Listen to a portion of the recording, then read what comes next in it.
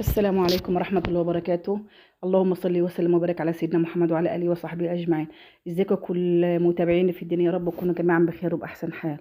النهارده احنا جايين هنعمل بانيه الشركات. لا تقولوا لي بقى كوكي ولا أطياب، إن شاء الله الطريقة تعجبكم بإذن الرحمن. احنا هنا معانا نص كيلو بانيه صدور يا حبايبي، والمقادير معانا اهيت. معانا بقى ايه؟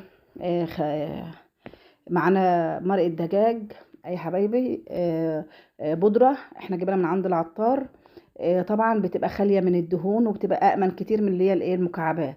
ومعانا هنا اهوت الفيجيتار طبعا ناعم، ومعانا ايه البقسماط ده خشن، برضو جايبينه من عند العطار. ومعانا نص معلقة بيكنج باودر،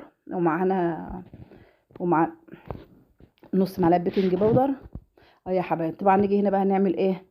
هننزل بالبانيه بتاعنا فين؟ في قلب الكبه عشان نفرمه يا حبايبي. يبقى احنا قلنا مقاديرنا ايه؟ نص كيلو بانيه.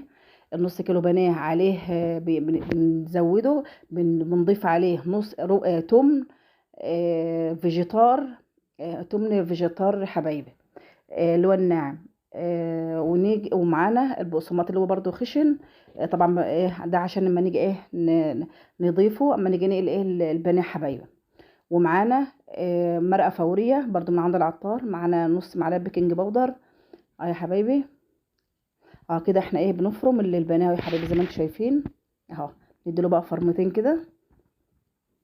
ان شاء الله بقى الفيديو يعجبكم، وتدوسوا بقى لايك واشتراك، واللي اول مره يشوفني يضغط لايك واشتراك، ويضغط فعل زر الجرس، ويضغط الكل عشان يوصلكم مني كل جديد يا حبايبي.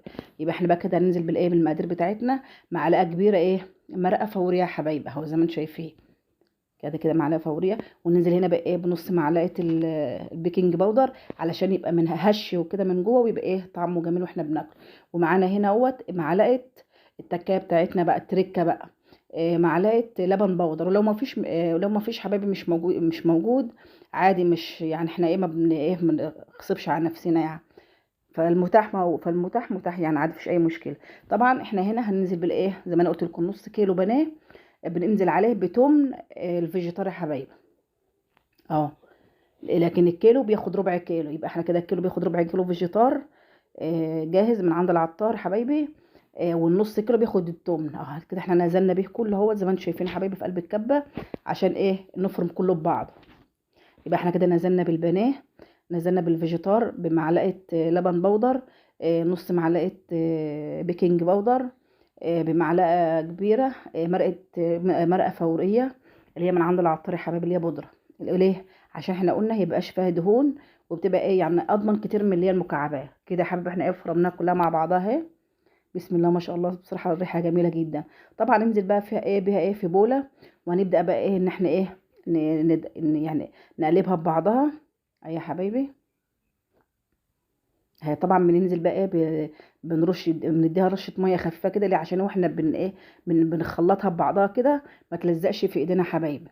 كل ما تحس انها بدأت تشبك في ايدك ننزل بايه ببقعتين ميه كده، نديها رشه ميه عشان ايه إن ايه ما تلزقش في ايدينا، عشان لما نيجي طبعا نشكلها تبقى ايه ما تبقاش تلزق في ايدينا اه يا حبايبي.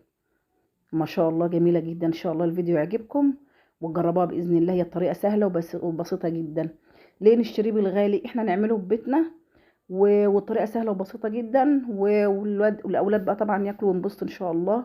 وما نشتريش اي حاجه من بره. واحنا كده جبنا لكم ايه كده البانيه الكنتاكي جاهز لحد البيت، ونعمله بطريقه سهله جدا اه يا حبايبي. زي ما انتم شايفين كده بننزل بقى بالميه ايه بسيطه كده، ما نحطش ميه كتير يعني، ده بس رشه رشه بسيطه كده لحد ما نحس انها ايه كويسه في ايدينا كده ومتلزقش يا حبايبي اهي.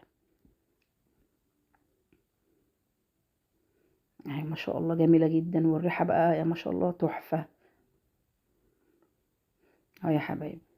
طبعا بقى بعد ما بنعملها بنبدا بقى يعني نسيبها قيمه مثلا 10 دقايق فين في التلاجة كده عشان ايه تبقى متماسكه كده، عشان لما نيجي نشكلها تبقى ايه سهله ومعانا واحنا بنشكلها اه يا حبايبي.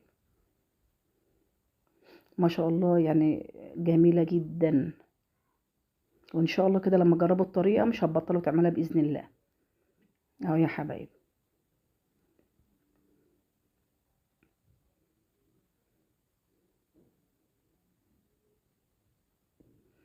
احنا كده ماشيين معاكم اهي خطوه بخطوه اه يا حبايبي. وما شاء الله يعني تجربوها وهتبقى سهلة جدا.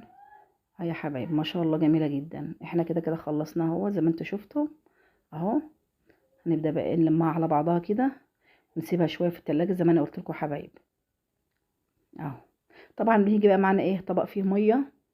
وطبعا البقسماط اللي الخشن بقى اللي احنا جايبينه من عند العطار، احنا قلنا هناخده بقى فرمتين كده في الكبه بتاع الخلاط علشان ننعمه شويه، مش ننعمه قوي، يبقى ناعم شويه كده. وطبعا بنديله معلقه خميره فوريه. طبعا يا حبايبي زي ما انتم شايفين احنا ما ضفناش اي توابل ولا اي حاجه على البانيه. ليه؟ لان الخميره الفوريه فيه اسفه المرقه الفوريه فيها بهاراتها، والفيجيتار برضو في كل التوابل بتاعته، فما ينفعش ان احنا نضيف اي حاجه. هنيجي هنا بقى يا حبايبي هناخد بقى نبدا ناخد يعني نقطع قطع صغيره كده زي ما انتم شايفين، ونبدا نشكلها بقى زي بانيه الشركات يا حبايبي اهو زي ما انتم شايفين بقى اهوت. ادي عملت لكم واحده اهوت ما شاء الله. هنبدا بقى نكورها كده كور صغيره ونبدا نشكلها ما شاء الله جميله هي وما بتلزقش في الايد اهي يا حبايبي اهو. طبعا نيجي هنا بقى احنا عملناها ما شاء الله كلها تشكلناها بحالها اهي يا حبايبي اهي زي ما انتم شايفين. بسم الله ما شاء الله دي الكميه كلها اهو ما شاء الله الله اكبر.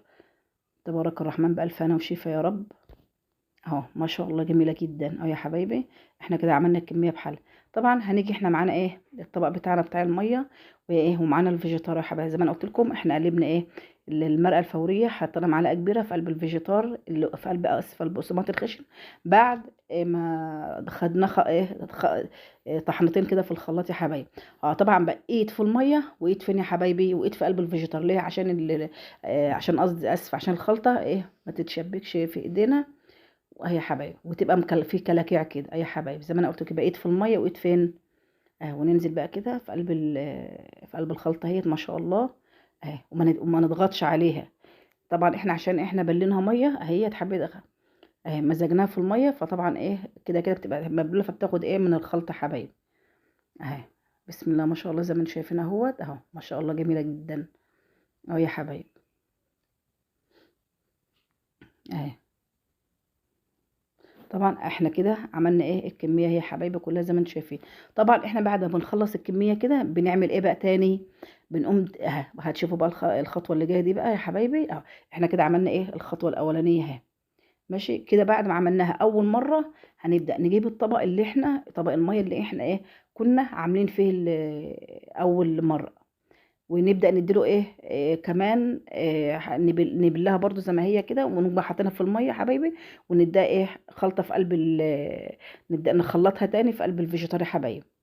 يبقى كده واخد طبقتين منها فيجيتار. طبعا احنا هنا بنكون مسخنين الزيت بتاعنا ما شاء الله على نار عالية، وبعد الزيت ما بيسخن بنوطي عليه يا حبايبي اهو. نبدأ بقى لازم تكون الزيت غزير علشان يبقى ما يتحرقش مننا حبايبي اه. بسم الله ما شاء الله جميل جدا اهو يا حبايبي. احنا كده نزلنا بالبناء وما نقلبش بقى على طول علشان ما يتهرش مننا. ساعة ما نحس ان هو احمر منا شوية كده اهو. بسم الله ما شاء الله جميل جدا اهو يا حبايبي. طبعا بقى نبدأ بقى نحطهم مع بعض كده ونسيبهم بقى شوية لحد ما الوش ده يبدأ يستوي. نقلبها على الناحية التانية يا حبايب اهو. بسم الله ما شاء الله جميلة جدا. والريحة بقى ما اقولكوش الله اكبر تبارك الله. ان شاء الله تجربوها بإذن الله، وما تنسوش بقى تضغطوا لي اللايك والاشتراك في القناة عشان يوصل لكم مني كل جديد. وادي هنا يا حبايبي البانيه بتاعنا اهوت بعد ما خلصنا بقى ليا، بعد ما قليناه في الزيت ما شاء الله. لا تقول لي كوكي ولا اطياب، مفيش اطيب من هيك ما شاء الله جميل. جبت لكم كنتاكي لحد البيت الله اكبر ما شاء الله جميل جدا اه يا حبايبي.